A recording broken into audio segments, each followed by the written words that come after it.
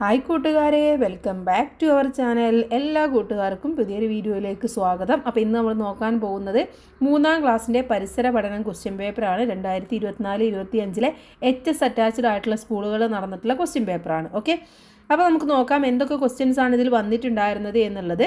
പ്രവർത്തനം 1, സസ്യങ്ങൾ പലവിധം. നമുക്ക് ചുറ്റുമുള്ള സസ്യങ്ങളെ ഔഷധികൾ, കുറ്റിച്ചെടികൾ, മരങ്ങൾ എന്നിങ്ങനെ തരംതിരിക്കാമെന്ന് അറിയാമല്ലോ. ഓരോ ഇനത്തിലും പെട്ട സസ്യങ്ങളുടെ പ്രത്യേകതകളുടെ അടിസ്ഥാനത്തിൽ പട്ടികപ്പെടുത്താനാണ് പറഞ്ഞിട്ടുള്ളത്. ഓക്കെ, അപ്പോൾ ഔഷധികൾ, കുറ്റിച്ചെടികൾ, മരങ്ങൾ ഇങ്ങനെയാണ് ഉള്ളത്. ഔഷധികൾ അവിടെ ഒന്ന് തന്നിട്ടുണ്ട്, അധികം ഉയരമില്ല എന്ന് തന്നിട്ടുണ്ട് അല്ലേ. പിന്നെന്താണ് കൂട്ടുകാരെ ഉള്ളത്? അപ്പോൾ തണ്ട് മൃദുവാണ് എന്നുള്ളതാണ് മറ്റൊരു പ്രത്യേകത ഔഷധിയുടെ. ഓക്കെ, തണ്ട് മൃദുവാണ്, ഏതാനും മാസങ്ങൾ മാത്രമാണ് അതിൻ്റെ ആയുസ് എന്ന് പറയുന്നത്. ഇനി കുറ്റിച്ചെടികളാണ്. കുറ്റിച്ചെടികൾക്ക് കട്ടിയുള്ള തണ്ടാണ് ഉണ്ടായിരിക്കുക, ഇടത്തരം വലിപ്പമായിരിക്കും, വർഷങ്ങളോളം ജീവിക്കുകയും ചെയ്യും. ഓക്കെ, അപ്പോൾ ഇതിലെ ഏതെങ്കിലും ഒരെണ്ണം എഴുതിയാൽ മതി. ഇനി മരങ്ങളോ?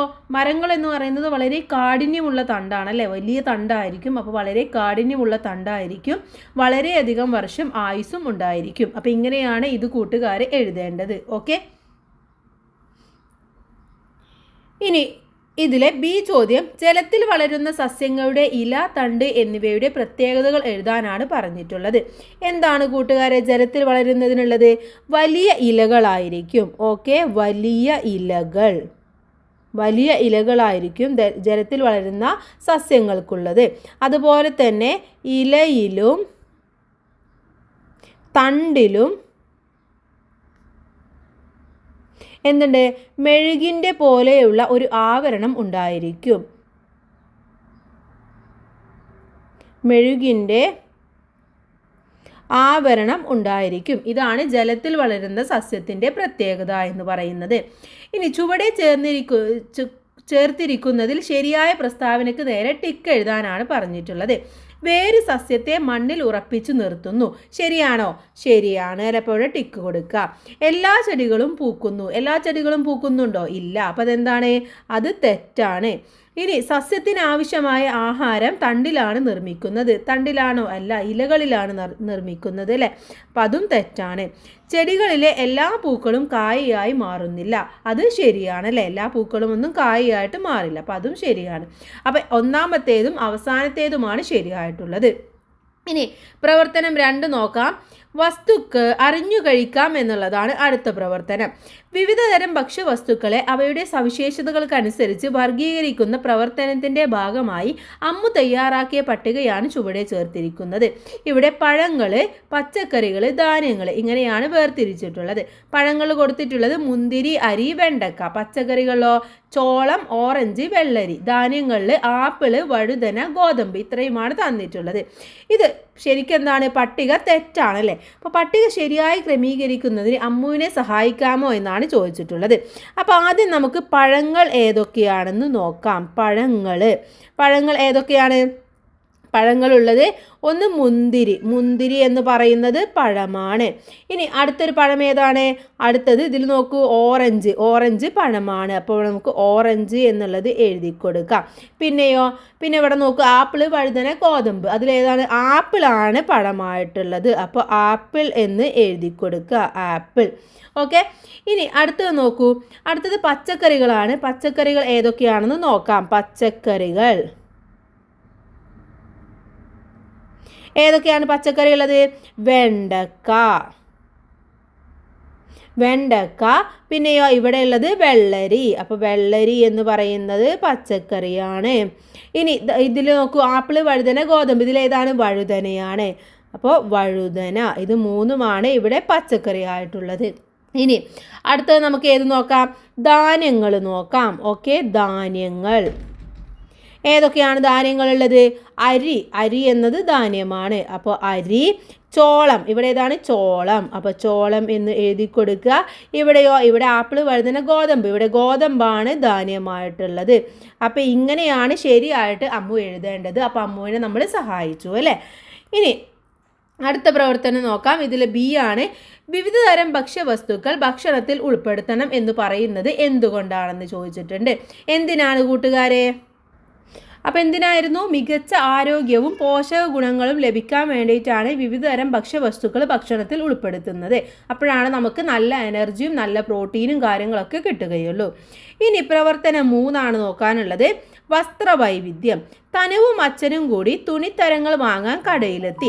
വേനൽക്കാലമാണ് വരാൻ പോകുന്നത്. ഏതു തരത്തിലുള്ള വസ്ത്രമാണ് വേനൽക്കാലത്ത് അനുയോജ്യമായത് എഴുതാനാണ് പറഞ്ഞിട്ടുള്ളത്. ഏതാണ്? പരുത്തി അല്ലെങ്കിൽ കോട്ടൺ വസ്ത്രങ്ങളാണ് നല്ലത് അല്ലേ? പരുത്തി അല്ലെങ്കിൽ എന്താണ്? കോട്ടൺ വസ്ത്രങ്ങൾ. ഓക്കെ, പരുത്തി.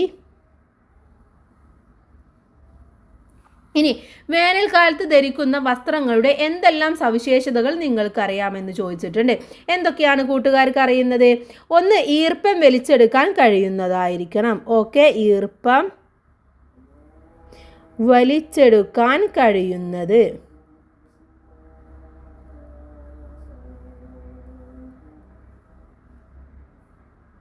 ഇനിയോ?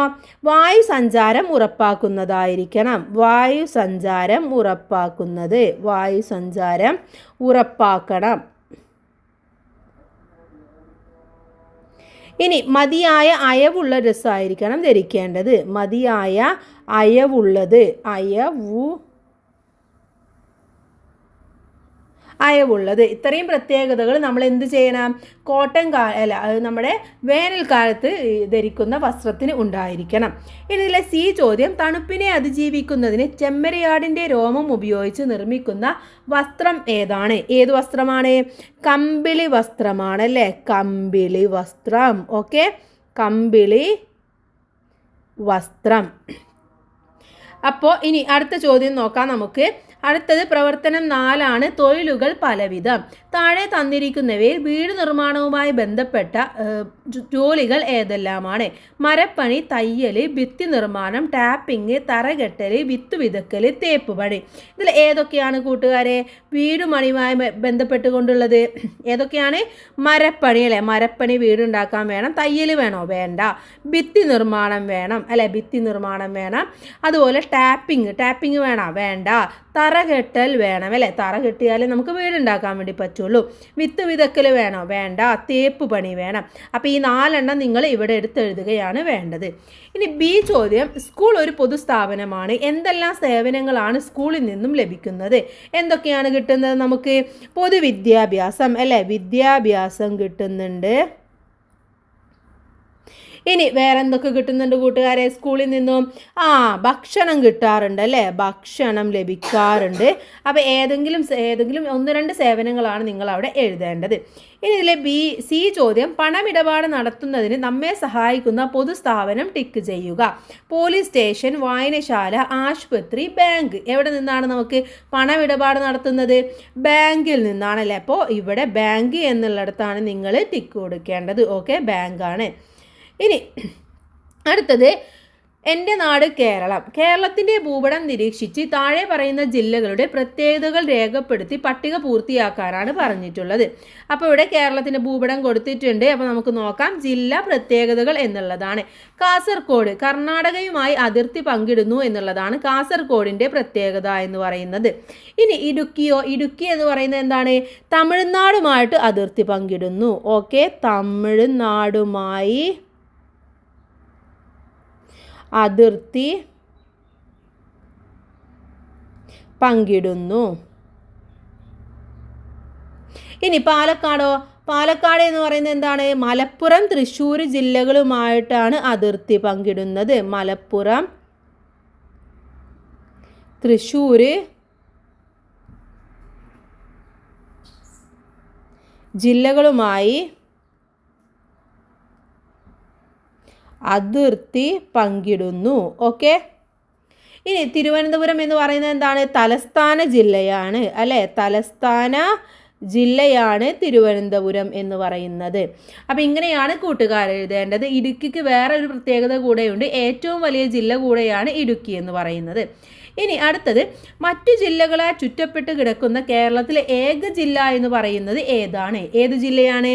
കോട്ടയമാണ്. ഓക്കെ, കോട്ടയം. കോട്ടയം എന്ന് പറയുന്നത് മറ്റു ജില്ലകളാൽ ചുറ്റപ്പെട്ട് കിടക്കുന്ന ജില്ലയാണ്.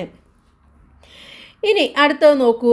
സി ആണ്, ഞാനാണ് കേരളത്തിലെ ഏറ്റവും ചെറിയ ജില്ല. ആരാണ് ഞാൻ? ആലപ്പുഴ, വയനാട്, പത്തനംതിട്ട, കൊല്ലം. ഏതാണ്? ആലപ്പുഴയാണ് ഏറ്റവും ചെറുത് എന്ന് പറയുന്നത്. ഓക്കെ, ഏറ്റവും വലുത് ഏതാണ്? ഇടുക്കിയാണ്. ഏറ്റവും ചെറുത് എന്ന് പറയുന്നത് ആലപ്പുഴയാണ്. ആറാമത്തെ ചോദ്യമാണ്, അവസാനത്തെ ചോദ്യമാണ്. നമുക്ക് നോക്കാം. ജലവും മണ്ണും. മണ്ണിൻ്റെ വിവിധ സവിശേഷതകളാണ് ചുവടെ കൊടുത്തിരിക്കുന്നത്. മണ്ണിനുള്ളിൽ വായുവുണ്ട്, മണ്ണിനുള്ളിൽ ജൈവാംശമുണ്ട്, മണ്ണിനുള്ളിൽ ജലാംശമുണ്ട്. മണ്ണിൽ ജലാംശമുണ്ട് എന്ന് തെളിയിക്കുന്ന പരീക്ഷണത്തിൻ്റെ കുറിപ്പ് തയ്യാറാക്കാനാണ് പറഞ്ഞിട്ടുള്ളത്. ഓക്കെ, അപ്പോൾ ലക്ഷ്യം എന്ന് പറയുന്നത് എന്താണ്? മണ്ണിൽ ജലാംശമുണ്ട് എന്ന് മനസ്സിലാക്കുക. സാമഗ്രികൾ ഉദ്യാനത്തിലെ മണ്ണ്, സുതാര്യമായ പ്ലാസ്റ്റിക് കുപ്പി എന്നിവയാണ്. ഇനി പരീക്ഷണ രീതി എങ്ങനെയാണ് നമ്മുടെ ടെക്സ്റ്റ് ബുക്കിൽ പറയുന്നുണ്ട്. അപ്പോൾ അതിനനുസരിച്ച് കൂട്ടുകാർ എഴുതുക. പരീക്ഷണം, നിരീക്ഷണം, അതിൻ്റെ നിഗമനം എന്നിവയാണ് എഴുതേണ്ടത്. ഓക്കെ, ഇനി ഇതിലെ ബി ചോദ്യം, പഠനയാത്രയുമായി ഭാഗമായി അമ്മുവും കൂട്ടുകാരും മണ്ണ് പരിശോധനാ കേന്ദ്രത്തിൽ എത്തിയപ്പോൾ അവിടുത്തെ ബോർഡിൽ കണ്ട വാചകമാണ് താഴെ കൊടുത്തിരിക്കുന്നത്. മണ്ണ് മലിനമാക്കാതെയും ഫലപുഷ്ടി നഷ്ടപ്പെടാതെയും സംരക്ഷിച്ചാലേ നമുക്ക് നിലനിൽക്കാനാവൂ എന്നാണ് പറഞ്ഞിട്ടുള്ളത്. ഇനി മണ്ണ് സംരക്ഷണത്തിൻ്റെ ആവശ്യകത ബോധ്യപ്പെടുത്തുന്ന ഒരു പോസ്റ്റർ തയ്യാറാക്കാനാണ് പറഞ്ഞിട്ടുള്ളത്. ഓക്കെ, അപ്പോൾ പോസ്റ്റർ തയ്യാറാക്കുമ്പോൾ നല്ല മണ്ണിൻ്റെ ചിത്രമൊക്കെ വരയ്ക്കുക. എന്നിട്ട് പറയുക എന്താണ്? മണ്ണാണ് നമ്മുടെ എല്ലാമെന്നോ, അല്ലെങ്കിൽ മണ്ണ് നമ്മുടെ ജീവൻ്റെ നിലനിൽപ്പിൻ്റെ ആധാരമെന്നോ എന്തെങ്കിലും നിങ്ങൾക്ക് അവിടെ എഴുതി കൊടുക്കാവുന്നതാണ്. അപ്പോൾ ഇത്രയുമായിരുന്നു ഈ ഒരു ക്വസ്റ്റ്യൻ പേപ്പർ എന്ന് പറയുന്നത്. വളരെ സിമ്പിളാണ്. ഇപ്പോൾ കൂട്ടുകാർ നന്നായിട്ട് പഠിക്കുക. നല്ല മാർക്ക് തന്നെ എല്ലാവർക്കും കിട്ടട്ടെ. A+ തന്നെ കിട്ടട്ടെ. Thanks for watching.